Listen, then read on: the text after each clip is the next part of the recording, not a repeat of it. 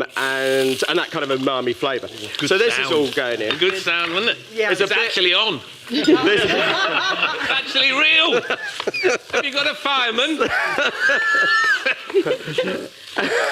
So where was I going?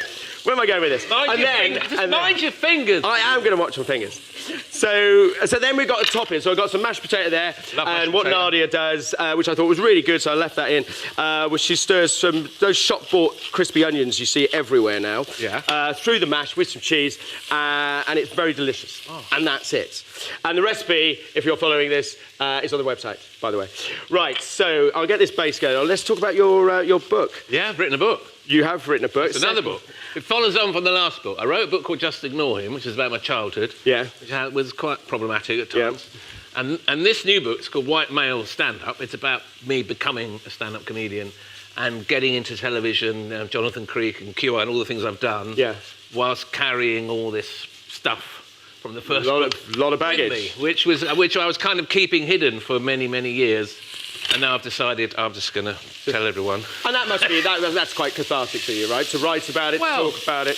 Yeah, I don't know, not quite cathartic, okay. But I think it's certainly been beneficial for me in my life and at home with my family to be able to be honest and truthful about myself and about what's gone on in my life. So I feel better for it, and I've kind of weaving it a bit into my comedy, because the book it gets a bit dark at times, but I've tried to keep it funny, weave it back keep the jokes going, you know. I mean, it is brutally honest, and you are very self-deprecating, which I think is a wonderful thing.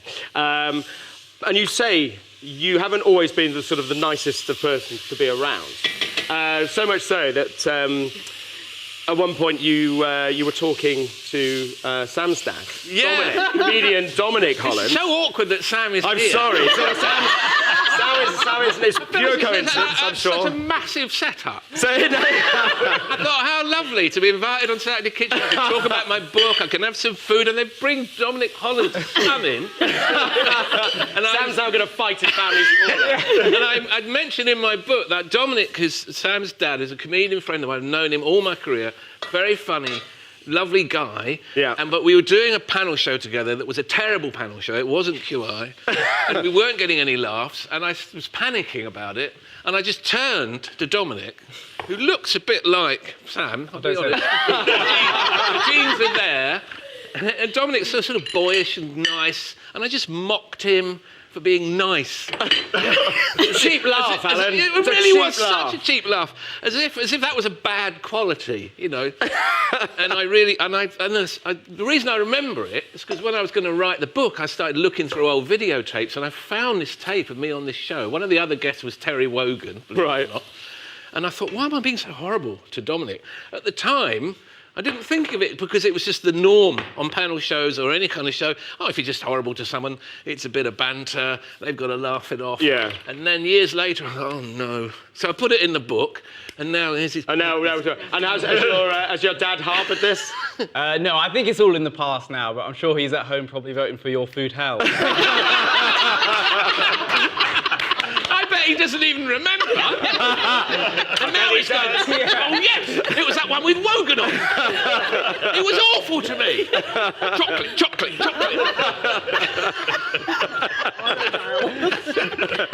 I loved Sam's got a book out, it's really good.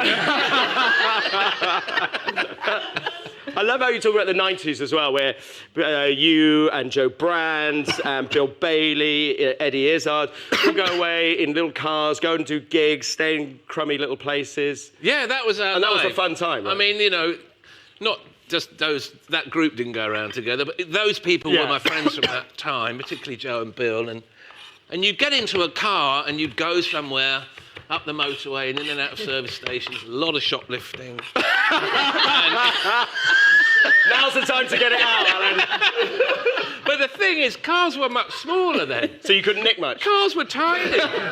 So yeah, you'd have to eat everything you'd pinch, you'd have to eat in the car park. Once we pinched. I really hope this is true. Once. It's true because it happened once. We were in some service station and there was one of those catering trolleys and there was a tray of donuts on it. Right. And three of us got in the car and the fourth person, who shall remain nameless, came out with a tray of donuts like this. Basically said, go, go, go. Like it was a bank heist.